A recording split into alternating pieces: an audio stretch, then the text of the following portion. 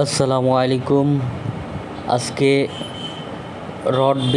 ছাদে রড বিছানোর একটি গুরুত্বপূর্ণ টপিকস নিয়ে আলোচনা করব, যেটি অধিকাংশ কন্ট্রাক্টর এই কাজটি করতে চায় না।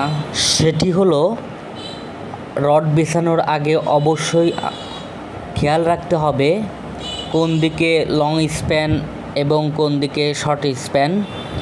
শর্ট স্প্যানের হরিজন্টাল বরাবর আর যেটি মেইন রড সেটি হলো নিচ দিয়ে যাবে, এবং লং স্প্যানের হরিজন্টাল বরাবর সেটি বাইন্ডার রড হবে।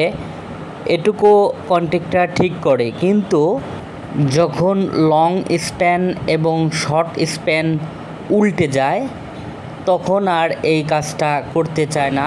আমার এই ভিডিওতে দেখেন, যেদিকে শর্ট স্প্যান সেই দিকের রড হরিজন্টাল বরাবর দেখুন নিচ দিকে চলে গিয়েছে, কিন্তু বারান্দাতে গিয়ে যখন রডটা বিছানো হয় দেখুন তার উল্টা হবে।